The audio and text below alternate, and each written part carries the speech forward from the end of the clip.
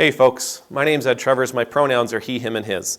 I'm an Anglican priest serving in the beautiful parish of St. Margaret of Scotland that sits on the ancestral and on the unceded territory of the Mi'kmaq people. Gwe. Now, I was on Twitter this morning and I was doing what I normally do. I'm looking for some pithy things to retweet, and I'm looking for, some inspiration, and I'm looking for some things that will feed me. Dr. Abby, who's out there, always feeds me with something lovely. And then, as time went on, Twitter does what Twitter does, and they show you things that maybe you're interested in, or they show you things that people you follow or who follow you are interested in and are commenting on and are liking and are discussing. And so one of these tweets was from a Christian author. And for what it's worth, this video is going to be about something that really irritates me about Christians. Not about Christianity, not about Christ, but about Christians. This Christian author finds themselves in a situation where they're trying to defend a stance that they've taken over the last couple of days that has brought a little bit of heat from some pretty big theological names. Phil Vischer being one of them.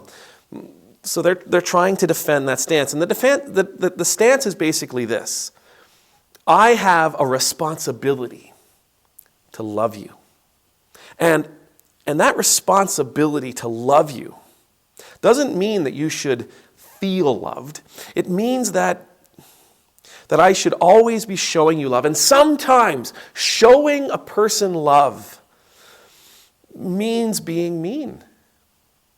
It means telling people a harsh truth. It means letting them know that they are living in ways that God would see to be sinful, living in ways that are outside of God's plan for them and humanity. Right? Their perspective is people who follow this sort of line of thinking, and there's a lot of them. Their perspective is that it's more important that people hear the truth of how their behaviors are leading them away from God than it is that those people like the one who is speaking to them. It's a tough line, isn't it? Like this is one, well, you can kind of get it. You can kind of understand where they're coming from.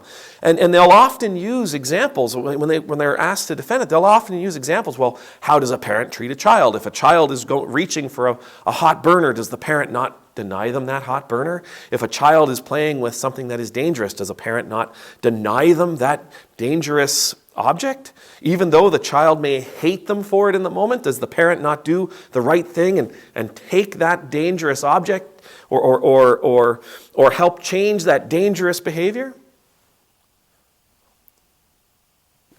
These are things that a parent would do. What these same people, however, miss in the offering of their examples and in the proverbs that they often run to, which is an open rebuke is better than hidden love, the thing that they miss is that you're talking about, ultimately, you're talking about communication, the removal of a dangerous object, the removal of a hand from a hot stove, the chastisement, the correcting dangerous behavior. You're talking about the communication between two people in an intimate relationship, a parent and a child. Proverbs itself was not a book that was written for me. Right? Proverbs traditionally is a book written by Solomon, but we also know there was other writers. But it was a book written by Solomon, not to Ed, not to you.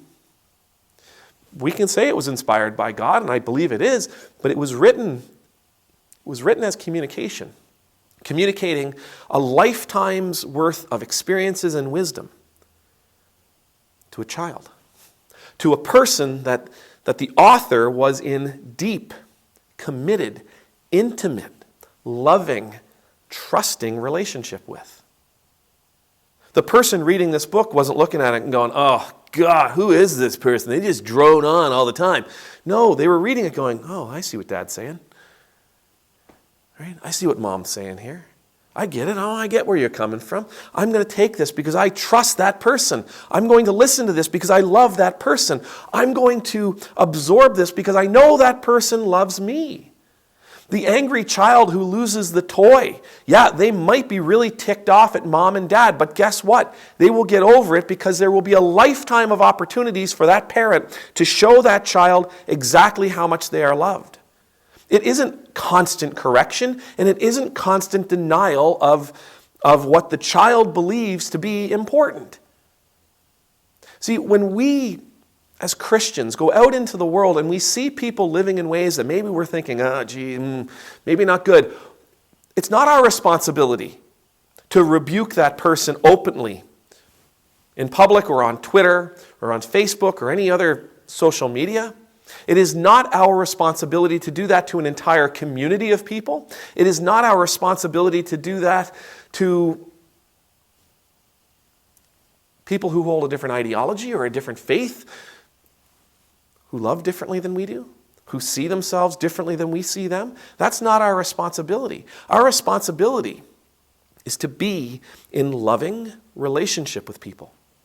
And through the course of those relationships, as we see things going on in their lives, we can offer in a gentle way, as Paul, the Apostle Paul tells us, in a gentle and wise way, as Jesus tells us, we can offer our opinion on what they're doing because they love us, because they trust us, because they understand that what we are offering comes from our love of them, from our trust of them.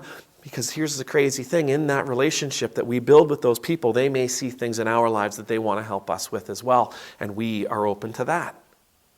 See, these relationships that we build, what ends up happening, and it's wild, but because of these relationships that we build, and I mean intimate relationships that we build, not only are we placed in a position where we can offer our opinions, offer our wisdom, offer our experiences, offer our concern. Because of that relationship, we also grow to know how to best approach these people with our concerns, with the issue, in ways that will not diminish them as human beings, in ways that are gentle, in ways that are truly loving and ultimately transformative. Dear God, please give Christians the wisdom to know that we don't have to stand around and point at others, but rather build relationships with people.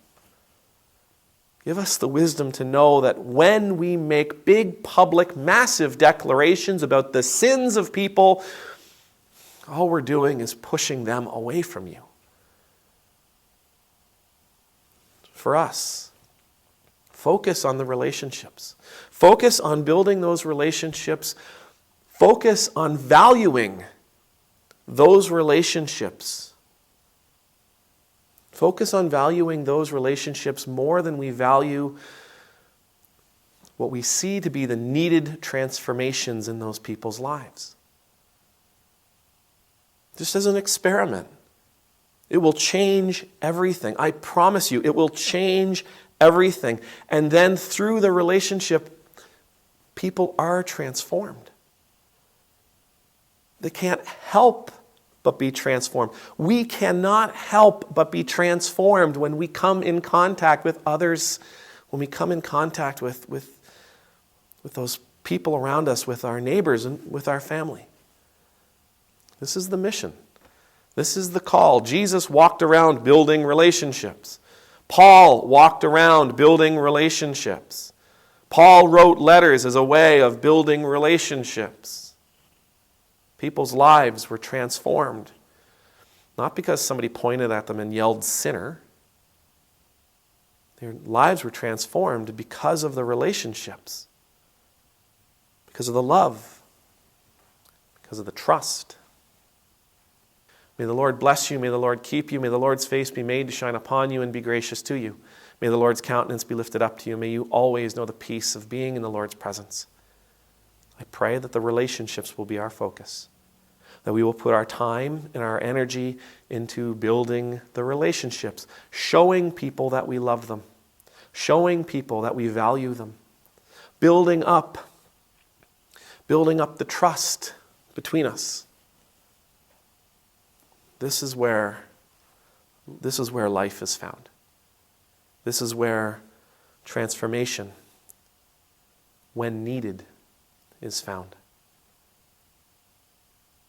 Amen. Numultus.